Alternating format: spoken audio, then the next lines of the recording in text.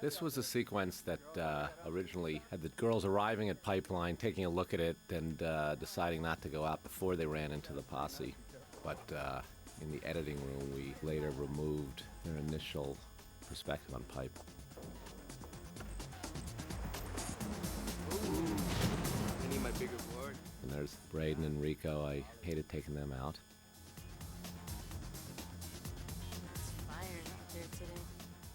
And this was a great shot that we stole in pre-production on one of the early good days out of Pipeline. There's Ruben Tejada, who plays JJ. He's actually a good surfer that we found at Ted's Bakery on the North Shore, sitting up against the car. You gotta get on it if you're gonna be ready for that contest. Oh, gosh. What's up, JJ? Crazy out there. It's got donuts, at least double. Actually, my assistant Aaron Mass found JJ, one of our local discoveries. Just a really funny guy. Young for me. Look at you. What? I'm 17. What? I'm 22. What? You can buy the beers. Ah! Good luck. So we used this Tom Carroll wipeout later in the sequence after they came out with the posse. There was a feeling that they hesitated one too many times going into the water, so this is the hesitation that we cut out. I think it's too big for you girls out here. Let's go. No doubt.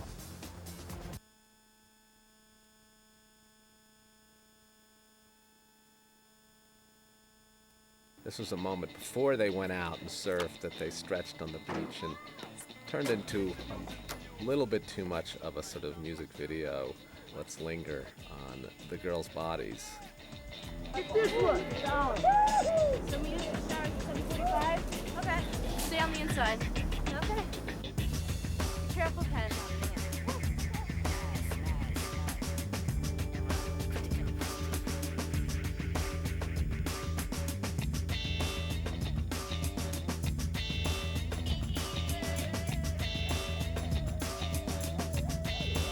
We used to have a little crew that Penny hung out with, that she surfed with, and it was painful losing this because Mika worked long and hard at getting comfortable enough with the water that she could paddle out with these guys.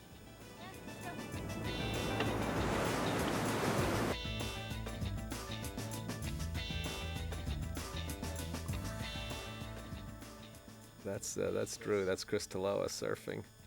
Again, he was just out there free surfing, and we got him on film. But this was the same day when I had them standing in front of the waves and watching. I just said, "Hey, start stretching," because I knew visually it would be really arresting.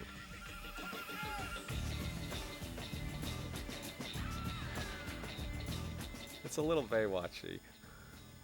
Probably why it's not in the movie.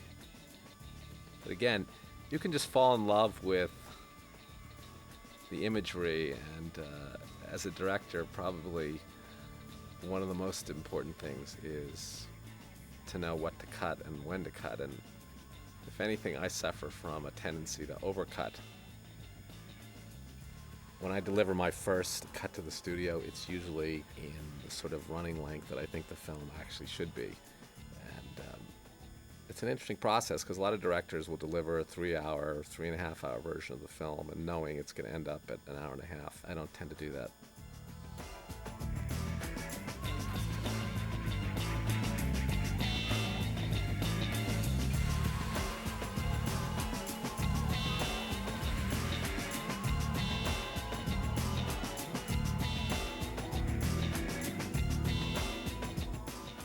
People oftentimes think that this is done, but it's not. It's just we were there, the waves were there, we threw the girls up against them. But you can see this is also before we've done any timing, so that's sort of how it used to look, with the gray, overcast look one direction and bright sunny the other direction. Something we were able to clean up in the digital negative process. We should just stay on the shoulder and work our way in. I'm not arguing with that.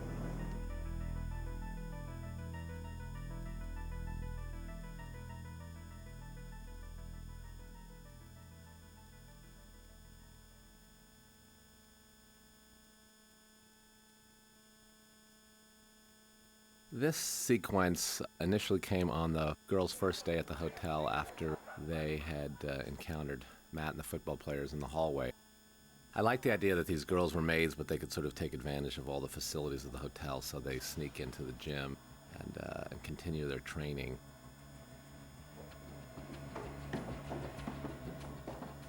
And I love that little look that Snowy gives one of the guests. The girls would not be happy to know it came out of the film, because they actually did really get a good workout. They worked their asses off filming this sequence.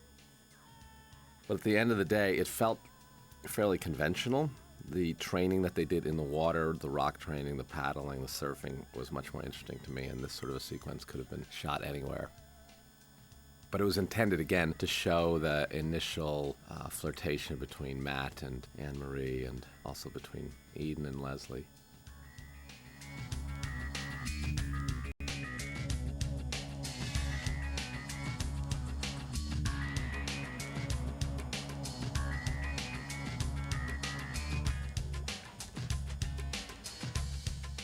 This, again, was just, anytime Faison took his shirt off, we knew we would get a laugh, so that was hard to get rid of. But the kind of back and forth between Matt and Anne-Marie felt like we got it. That first encounter in the hallway spoke volumes, as well as the meeting out at the beach when she comes out with the broken board.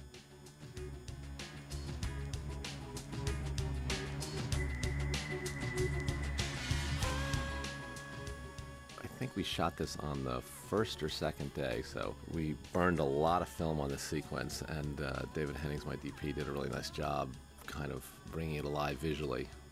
No dialogue.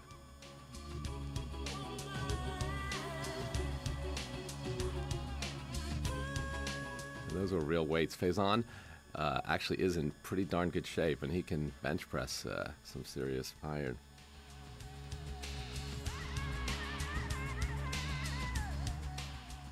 Matt's in not quite as good shape. He was getting pretty winded after his 55th take.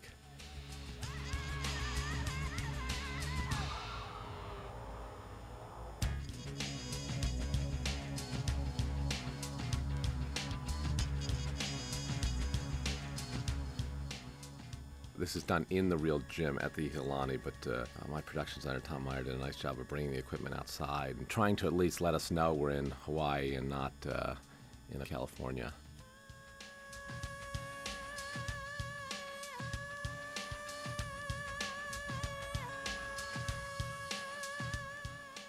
The next sequence coming up, the part I most missed, aside from this one shot, and Faison going up and kissing himself in the mirror, which I thought was a nice little touch.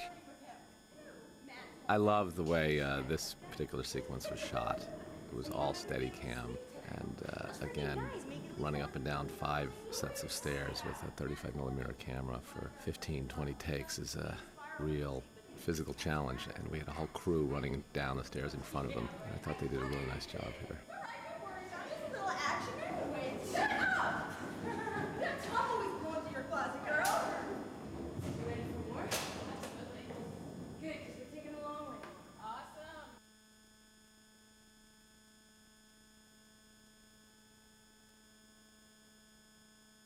This was a sequence that came after the sort of NFL surf lesson montage and before Matt catches his last wave, before the other players and the girls leave.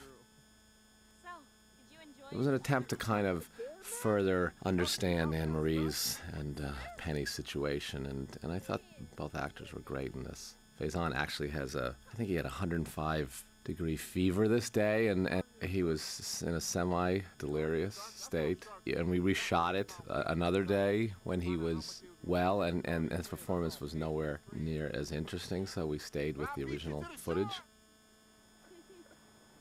Yeah, but you and your sister are pretty good, man. Yeah.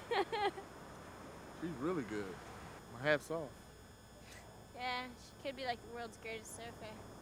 She Yeah. gets her shit together. What happened to her? I don't know. She got scared. She got me. Again, this is one of the problems. We started the day shooting in the sun, and then the clouds moved in, and it's sort of drizzling and raining in this sequence, and we were trying to intercut it with daylight shots of Matt and Kate surfing, and it just didn't match. One of the real hazards of shooting in Hawaii is the weather would change on a dime. But Mika and Faison had a nice kind of rapport in this that I liked, and his profile was always intriguing to me. I think she's gonna blow it. She's gonna blow it. Who determines who wins that? Judges. Like ice skating? No. It's about style, wave selection, length of the ride. Faison would, partially because he was in a fevered state and also because it's his style, he would take the dialogue and he would run with it and he would improvise and expand upon it and twist it around and inevitably make it better. And that's most of the times when you see Mika laughing, she's just laughing at what he's making up on the spot. And that's it. You see what I'm saying? How can you be an athlete, though? Yeah, that's what athletes do. I'm an athlete. My checks say athlete. But you're so freaking fat. The bigger the berry, the sweeter the juice. I think your boobs are bigger than mine. All this business about his boobs and his reaction, that he just came up with that in the moment, and the crew was having a hard time not cracking up behind the camera and staying silent. You do it, you just be moving your skin like But this. it's not unusual in filmmaking that you get so sort of engaged in the moment, and the scene itself, you know, has a real drawn allure to it, but at the end, it just doesn't fit into the film as a whole. Because I'm pretty. You jealous. You want to touch him, don't you? No. Yeah, yes you do. No. Sometimes you think you need explanation for characters' backstories and emotional journeys that is self-evident when the final film is completed. If you can wish for anything in the world, what would you wish for?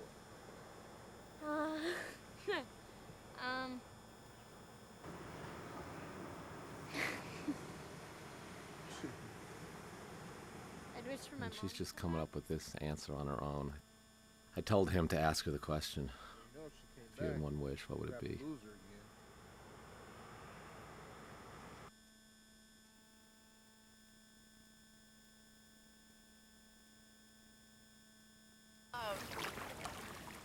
This next sequence, it was probably one of the hardest to get rid of, not just because I loved the visuals of it, but because I thought it added an important dynamic to the movie, and especially to Anne Marie's character and understanding what it was that she loved about surfing and why she surfed. Twice my size. That thing was huge.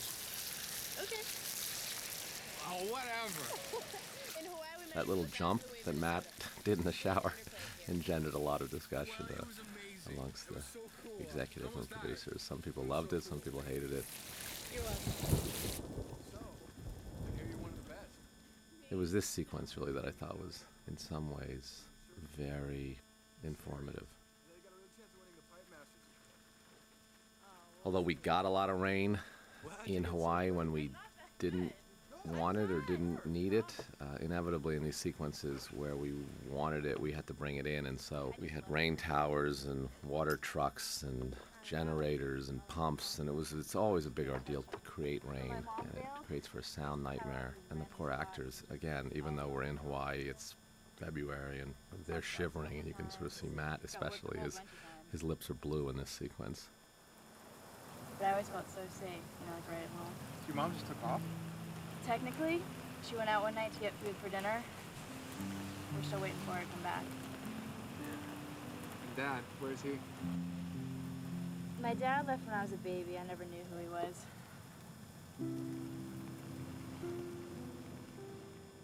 But Kate really sucked it up, and even though she's soaked and shivering, she managed to deliver a really nice, nuanced, emotional performance, which I wish we could have kept in the film. He supposedly had this daughter he never met. I always thought maybe it was me. Like maybe Greg Millett was my dad.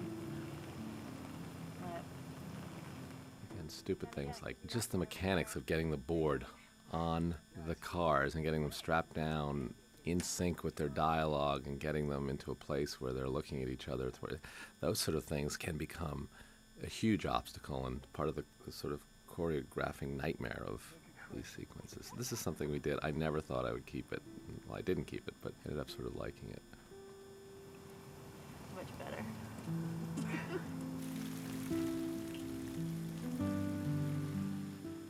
then she returns home. We'd actually cut out entirely going to the hotel room with Matt in one version of the film. And it worked, but then people sort of missed that moment of the two of them alone in the hotel room.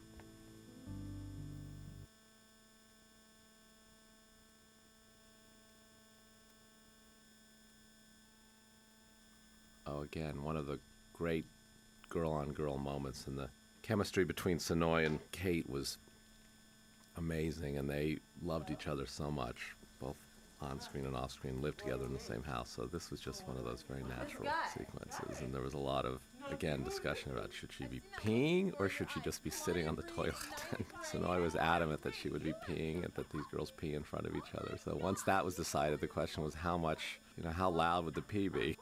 Would it be sort of angel pee or horse pee? And this is just our temp sound, so since it never made it into the film, we will never know how that would have played out.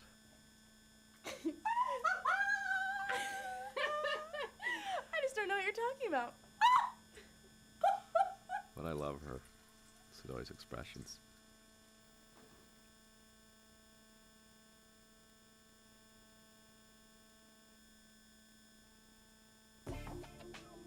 This sequence used to come right after the pool and the shower, and they're spending the night, and this is Fred Pataccio, one of the top male surfers in the world, and sort of Quicksilver's #1 surfer, and right behind Kelly Slater.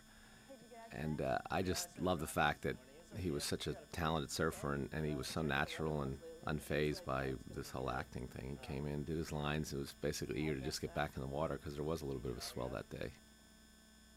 I thought this was sort of an important scene just to show the two worlds again intersecting and colliding and the sort of pull and tug on her, but didn't make it.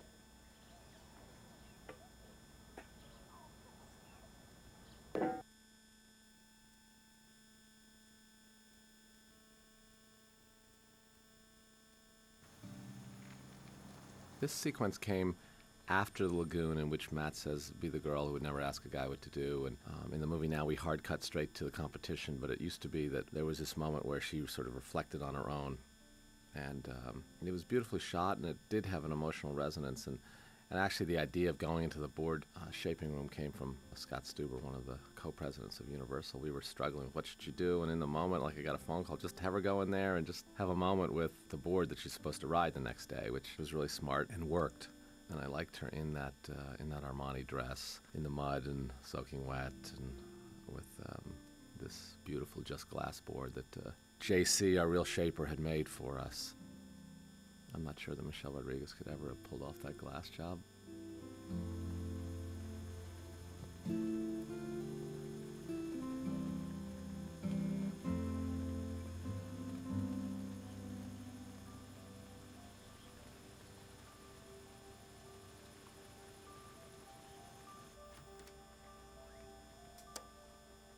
I also love the fact that Mika was sleeping with Sonoy. That we always knew in this family that she was being taken care of even if Kate weren't there. What the hell happened to you? Some guy told me to get my own life. I think we had a couple of different versions of that line and made Kate do all 4.